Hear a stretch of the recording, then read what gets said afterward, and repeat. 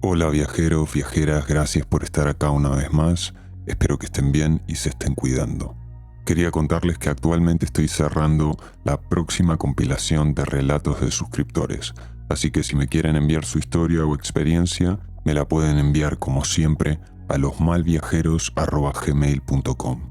El mail está en la descripción. No olviden que también se pueden hacer miembros si quieren contenido extra, y si no lo han hecho, suscríbanse, denle like al video si les gusta y comenten si lo quieren hacer. Empecemos con el viaje.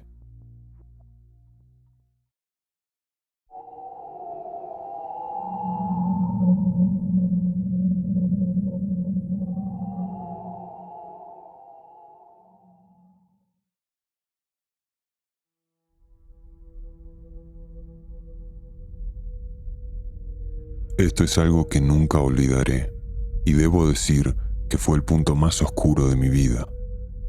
Todo empezó cuando un amigo me enseñó a inhalar mientras fumábamos en su sótano. Más tarde esa misma noche, cuando estaba en casa, mis padres se fueron y me los llevé al salón y empecé a inhalar más. Lo siguiente que recuerdo es que estaba sentado, riéndome de absolutamente nada. Luego de esto, empecé a hacerlo seguido. La mayoría de mis experiencias son muy difíciles de explicar. Al principio lo hacía muy poco. Tenía sueños conscientes en los que me veía como un líquido caliente que giraba como un huracán.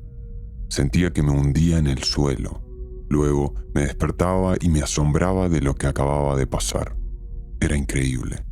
La mayoría de estas experiencias eran muy parecidas y continuaban donde las había dejado en mis experiencias anteriores. Entonces parecía que me estaba volviendo inmune a ellas. Ya no tenía esos estados oníricos. Tenía alucinaciones, pero no me llevaban a un lugar diferente. Empezaba a tener alucinaciones de gente a mi alrededor. Gente inexistente que de pronto se convertía en mi peor enemigo. Cuando inhalaba, dejaba abierta la puerta del garage que daba a la casa y ponía las noticias de CNN. Lo escuchaba y empezaba a creer que hablaban de mí, que me vigilaban desde el satélite y que había gente que venía a ayudarme, a aconsejarme. Empecé a pensar que veía a un hombre a mi izquierda que solo podía ver con el rabillo del ojo. Resultó ser una bolsa de golf. También veía a una mujer a mi derecha en mi visión periférica haciendo gestos con las manos. Oía sus voces y las entendía, pero intentaba imitarlas para ver de qué se trataba y no podía. Las palabras no tenían sentido, pero las entendía igual. De repente pensaba en algo y lo oía.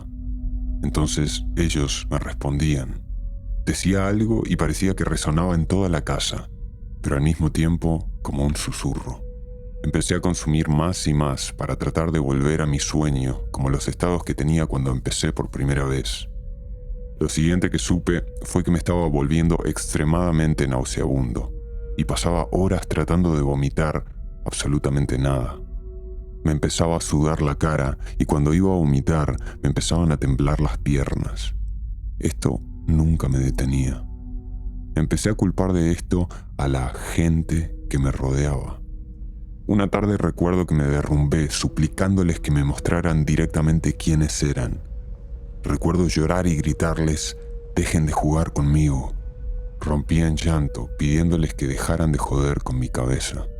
Al darme cuenta de que la lata de gasolina grande que tenía al lado estaba llena, cambié la boquilla que había estado usando. Fue tan intenso como cuando empecé. Más tarde empecé a sospechar que había dejado seco el otro bidón de gasolina y por eso no me estaba afectando como antes, cuando empecé. Volví a mis estados oníricos y estaban justo donde los había dejado. Siento decir que esto es una historia extremadamente difícil de explicar. Recuerdo las imágenes, pero no me salen las palabras para explicarlas. Empezó a ser más difícil conseguir los estados similares al sueño. Mis alucinaciones empezaron a ser violentas. Había un hombre gritándome cosas, llamándome inútil y apuntándome con una pistola en la cara. De repente vi que movía la mano para apretar el gatillo y justo cuando disparó, oí a mi padre gritar mi nombre y me desperté. Aquello me impactó mucho y todavía me asusta. La alucinación más violenta que tuve fue una en la que había 8 niños. Las niñas llevaban vestidos y los niños trajes. Tenían padres felices. Todo era felicidad y de repente todo se volvió rojo. Y a estos chicos los estaban asfixiando con bolsas en la cabeza. Después de despabilarme me encontré llorando desconsoladamente. El tipo al que más tarde le puse Dr. Roberto me había mostrado esas imágenes para que dejara de inhalar. Tardé unos días en superar esto, pero no paré. Las alucinaciones violentas cesaron. Empecé a aspirar más porque me costaba más satisfacerme. Empecé a sentir como si me elevara en mi ático y el Dr. Roberto golpeara el techo diciéndome que bajara. Recuerdo pensar que por eso la gente decía que era malo inhalar, porque me daba habilidades mágicas. En medio de mi elevación salió mi madre.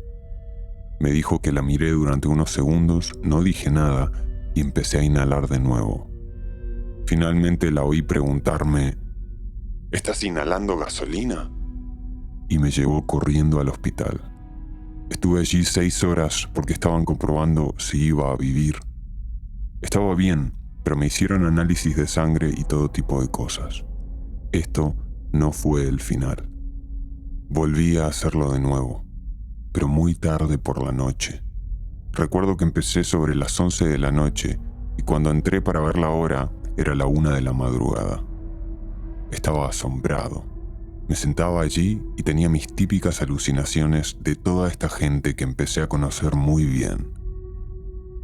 Recuerdo que había inhalado tal cantidad del bidón de gasolina que literalmente eructé durante 5 segundos. Y entonces oí a alguien decir, así es como te da un ataque al corazón. Por alguna razón empecé a sentir que realmente iba a tener un ataque cardíaco. Recuerdo haber visto un palo con un corazón y latía muy muy rápido. Lo oía y también oía una alarma.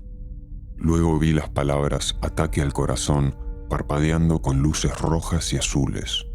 Tuve un gran dolor que me subió por la columna vertebral y recordé haber visto cómo me rechinaba la columna y salía electricidad por ella. Fue muy doloroso. Entonces paré por la noche. Subí a mi habitación y lloré. La noche siguiente volví a hacerlo, solo que esta vez fue más intenso y más fuerte. Sentí que mi mano derecha palpitaba y me pareció ver una vena azul que salía de ella y bombeaba sangre. Corrí al interior de mi casa y le recé a Dios en voz alta durante unos segundos para que me dejara vivir y para que en caso de morir me llevara al cielo. Esa noche saboreé la muerte. Después de esos segundos en los que supliqué a Dios por mi vida, corrí escaleras arriba para despedirme de mis padres. Me enfrenté a mi madre, le enseñé la mano y le grité, «Mamá, me voy a morir». «¿Qué?», volví a gritarle. «¿No lo ves? Mi vena azul pulsando». Ella encendió la luz y trató de buscar de lo que yo estaba hablando. Luego dijo estas palabras. «¿Estás inhalando gasolina otra vez?». Es gracioso pensar en ello ahora. Probablemente parecía un tonto, pero fue la experiencia más aterradora de mi vida. Desde entonces lo he vuelto a intentar, pero sigo teniendo la sensación de sufrir un infarto. Siento pulsaciones en la mano y el corazón se me acelera. Mis amigos imaginarios han desaparecido. Cada vez que entro en mi garage, sobre todo por la noche y enciendo la misma luz tenue de siempre, me trae recuerdos y me entran escalofríos. Cuando inhalé gasolina perdí la cabeza. Perdí la noción de la realidad y empecé a creer que mis alucinaciones eran reales. Me comunicaba con personas que no existían y empecé a conocerlas y a crecer con ellas emocionalmente. No creo que me afectara a largo plazo, solo me volvía loco cuando lo hacía. Lo peor es que estaba tan acostumbrado a hacerlo que pensaba que estaba sobrio haciéndolo, pero seguía viendo cosas a mi alrededor que no eran reales. Eso me hacía creerlo aún más. Sabía que no era real, pero hay algo en ello que nunca olvido y que casi se convierte en real. Era mi segunda realidad. Arriesgué mi vida por ello muchas veces. Le enseñé a una de mis amigas íntimas cómo hacerlo, en una lata de gasolina muy pequeña. La boquilla era tan pequeña como mi dedo meñique. Lo intenté pero no conseguí ningún efecto. Ella sí. La animé a hacer más y lo hizo. De repente se desplomó sobre mi hombro y sus ojos se pusieron en blanco. Estaba rígida como una roca. Empecé a gritarle y a darle bofetadas en la cara. Finalmente le di una buena bofetada y ella se recuperó y me explicó su sueño. Me dio un susto de muerte y nunca volveré a animar a nadie a que lo haga. Tengo amigos que lo han intentado, pero obviamente no hasta el punto que yo lo he hecho.